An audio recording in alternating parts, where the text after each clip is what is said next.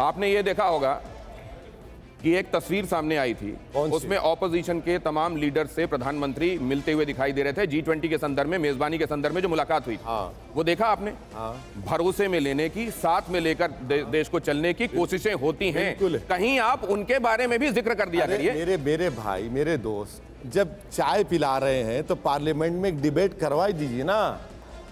आप क्यों नहीं करवाना चाहते? अपने हाथ से चाय पिला रहे हैं भाई, पार्लियामेंट में डिबेट करवाइए, मीडिया को इन कैमरा कराइए। मैं आपको देखिए दिनेश भाई, सुनिए 1962 में जब जंग चल रही थी, पार्लियामेंट में, लोकसभा में डिबेट नहीं हुई पार्लियामेंट में। जंग चलते वक्त डिबेट हुई। क्या बात कर रहे हैं आप? जंग चलते वक्त डिबेट हुई। और यहां पर एक महाशय है, इनस्टेबल हालात है। अबे क्या इनस्टेबल हालात है? जंग के वक्त पार्लियामेंट में डिबेट हुई थी, आज क्यों नहीं होना चाहिए? नहीं, आप ये दोनों बातें कह रहे हैं। इनस्टेबल हालात को लेकर डिबेट होनी चाहिए, लेकिन इनस्टेबल हालात नहीं है। कोई इनस्टेबल नहीं है। प्रधानमंत्री चीन से डरते हैं। वो चीन जान चुका है इनकी कमजोरी को। डेप्सांग डेमचाक में 1000 स्क्वायर किलोमीटर हम लोग खो चुके हैं, चीन बैठा हुआ है। ये वाला नैरेटिव आप बार बार बना रहे हैं, लेकिन ये चल क्यों नहीं रहा है असदुद्दीन ओवैसी? अरे सर देखिए, कोई चले ना चले, मगर जब तारीख लिखी जाएगी 50 साल के बाद, तो लोग बोलेंगे कि हाँ, एक दीवाना पागलों की तरह बोल रहा था, जो सच्चाई साबित हुई है। और ये 1000 किलोमीटर वाला आंकड़ा आप क्या बताएंगे, कहां से लाए? बिल्कुल है, 1000 स्क्वायर किलोमीटर के अंदर डेप्सांग डेमचाक में PLA बैठी हुई है। आप ये बताइए, ये जो आंकड़े आते हैं, ऑथेंटिक सोर्सेस क्या होते हैं? ऑथेंटिक सोर्सेस ही हैं, ये सैटेलाइट इमेजेस हैं। आपको बताएं हम, जब सरकार की तरफ से आपको जानकारी दी जाती है, आप उसको ऑथेंटिक मानने के बजाय सवाल क्यों खड़े करने लगते हैं? अच्छा, आप सरकार की झूठ दिखाऊं आपको? पहले प्रधानमंत्री ने क्या कहा था कि ना कोई घुसा है ना घुसेगा, कहा था ना। 15 राउंड की जो मीटिंग हुई, उसमें हम पोंग सोंग सू लेक से डिसएंगेज हुए। वो तो शुरू में ही मैंने, अरे सुनिए, गोगरा से हुए ना, तो घुसा था नहीं घुसा था चीन। डिसएंगेज, देखिए डिसएंगेज का मतलब क्या? Eyeball to eyeball, पीछे हटे हम, पीछे हटे ना, एस्केलेशन नहीं हुआ। तो चीन, आज भी चीन डेप्सांग डेमचाक में घुसा हुआ है। आप क्या गूगल से मिलने वाली इंफॉर्मेशंस को ऑथेंटिक मानकर सरकार की तरफ से दी जाने वाली इंफॉर्मेशन को दरकिनार करते रहेंगे? मैं व्हाट्सएप यूनिवर्सिटी का वाइस चांसलर नहीं हूं, मैं हजरत गूगल मेरे उस्ताद नहीं है। जो ये एक्सपर्ट्स बैठे हुए हैं, इन लोगों में बहुत देशभक्ति भरी हुई है। जो सैटेलाइट इमेजेस हैं, आप ये बताइए, ये गूगल से आप 1000 किलोमीटर के आंकड़े वाले, गूगल नहीं है, देखिए नतीजे तक पहुंच कैसे गए? सर गूगल नहीं है, सैटेलाइट इमेजेस हैं।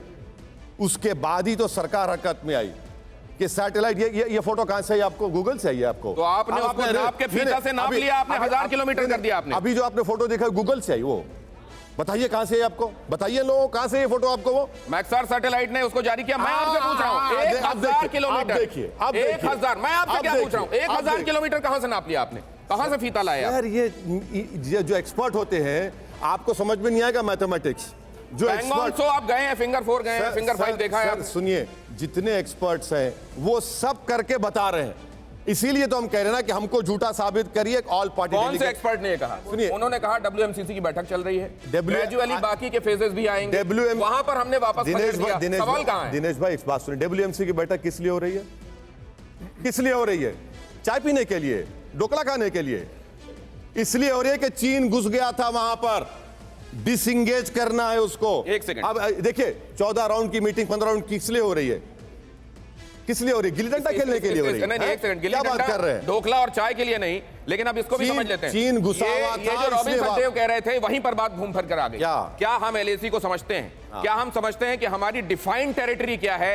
क्या हम ये समझते हैं कि कौन सी जगह ऐसी है ना जो उनकी है ना हमारी है, जिसको लेकर डिस्प्यूट है, और वहां घुसाने को भी हम बर्दाश्त नहीं करते, उनको पीछे करना चाहते हैं? एक बात सुनिए, हम लोग जो 2100 माइल का LAC है, उस पे हमारी फौज पेट्रोलिंग करती है, अपना कब्जा दिखाती है। अगर चीन आता है तो वाइट बैनर उठाते हैं, उसके बाद बातचीत होती है। ये सिलसिला चलता रहेगा। और एक बात समझे, चीन अपने जितने पड़ोसी हैं उन सब से बॉर्डर इश्यूज तकरीबन तय कर चुका है, सिवाय भारत से। नहीं सर, एक सेकंड, सिवाय भारत के बता रहा हूं। देखिए, उनका 2-3 मुल्क होंगे, मगर वो सबसे कर रहा है। असद, आज सबसे बड़ा खतरा भारत के लिए फ्यूचर में सुनिए चीन है। आपने एक बात बार बार कह रहे हैं आपको, सबने उसका एहतराम किया, मैंने भी इस बात को एंडोर्स किया।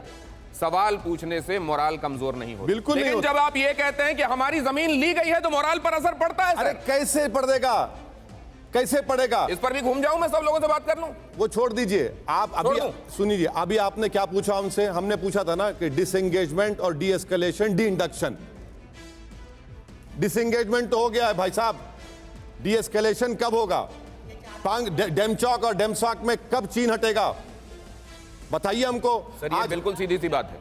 आपकी कॉन्स्टिट्यूएंसी में जाके भारतीय जनता पार्टी ने आपको कई जगहों पर हरा दिया। अगर ये बात मैं कहूं तो आपके मोराल पर, आपके कार्यकर्ताओं के असर पड़ेगा कि नहीं पड़ेगा? एक बात सुनिए, पॉलिटिकल मोराल में और आर्मी के मोराल में जमीन आसमान का फर्क होता है। हम चुनाव के लिए लड़ते हैं। जमीन छीनने की बात अपने देश की करेंगे और उससे मोराल पर असर नहीं पड़ेगा, यही तो कह रहे हैं आपको।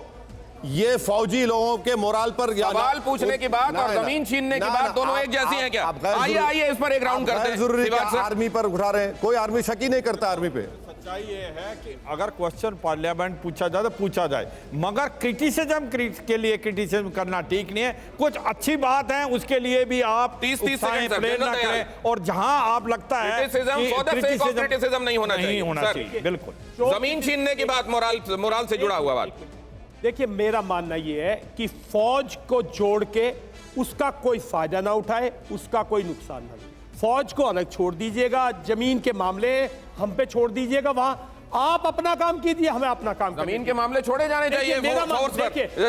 जनरल कोचर, ठीक है सर वक्त नहीं है, आपने नटशेल में बात कह दी जनरल कोचर।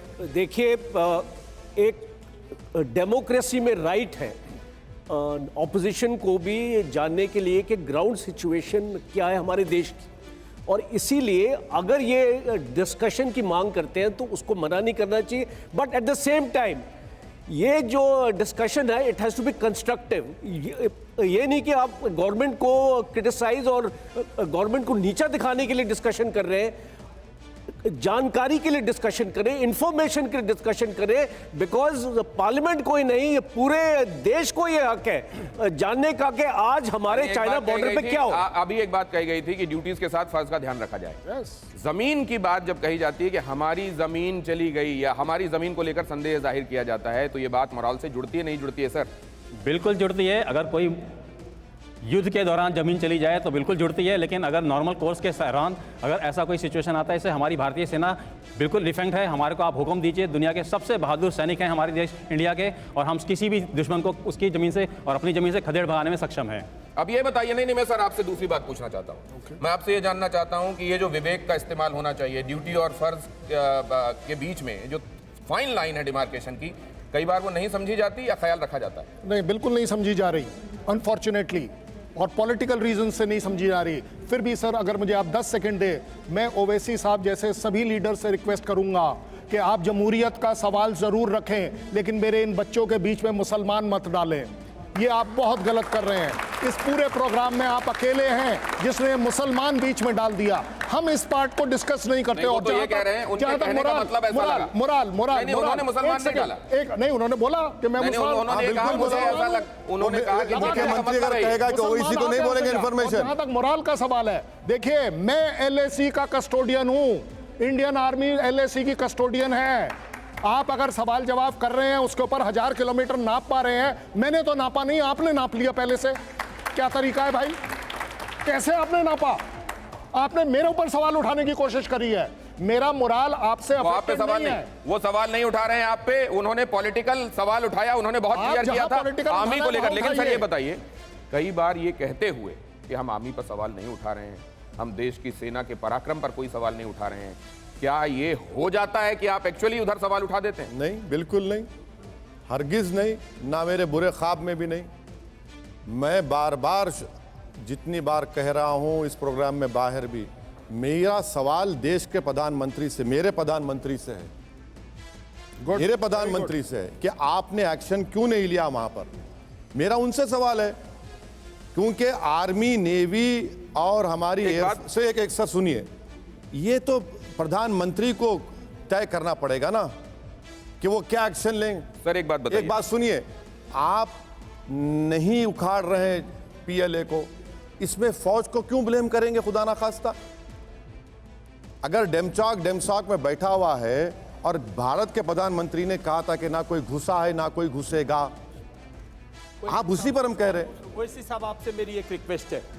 एक 1993 और 1996 की ट्रीटी है इंडिया और चाइना की। आप प्राइवेट मेंबर बिल पार्लियामेंट में क्यों नहीं लाते कि जो इस ट्रीटी में जिसके तहत ये है कि भाई भारतीय सैनिक जो है वो बाकी सब कीजिए लेकिन वो आम इस्तेमाल नहीं करेगा। 2005 का भी एग्रीमेंट है। इसको आप क्यों नहीं विड्रॉल? सर आप विड्रॉल मांगो ना। सर देखिए मैं आपसे वादा कर रहा हूं, आप विड्रॉल मांगिए। मैं बराबर प्राइवेट बिल लेके आऊंगा। मैं सर लेके आऊंगा। चलिए मैं ला रहा हूं। मैं आपको बताता हूं, मैं लेके आता हूं, मैं लाऊंगा सर, देश को बताता हूं। बिल्कुल लाऊंगा। जिस दिन आप इस ट्रीटी, देखिए चाइना किसी ट्रीटी की रिस्पेक्ट नहीं करता, बिल्कुल नहीं करता, बिल्कुल नहीं करता। चलिए। जो हमारी प्री पार्टीशन ट्रीटीज थी 1950 से पहले, वो सारी नल एंड वॉइड कर दी। तो यहाँ पर ये कहा जा रहा है, ये सुन तो बड़ी बात लीजिए, है, ये बड़ी बात है, ये कहा जा रहा है कि वो क्लॉज 1996 का वो छठा क्लास ट्रीटी का जो हाथ बांधता है उसको खोलने के लिए प्राइवेट मेंबर बिल लाया जाएगा, ये असदुद्दीन ओवैसी कह रहे हैं। लेकिन किसी को इस बात में शक नहीं कि मुंहतोड़ जवाब दिया गया था, मुंहतोड़ जवाब दिया जाएगा चाइना को। और इसी बात पर इस चर्चा को समाप्त करते हुए मैं चाहूंगा एक बार जोरदार तरीके से भारत माता की जय के नारे लगने चाहिए। असदुद्दीन ओवैसी भी मेरा साथ देंगे। भारत माता की, भारत माता की, भारत माता की। असदुद्दीन ओवैसी, आप पे भी कैमरा था उस समय। हाँ, मैं नहीं बोला तो मैं बोलूंगा हिंदुस्तान जिंदाबाद, भारत जिंदाबाद, जय हिंद बोलूंगा मैं। ये मेरा फंडामेंटल राइट है।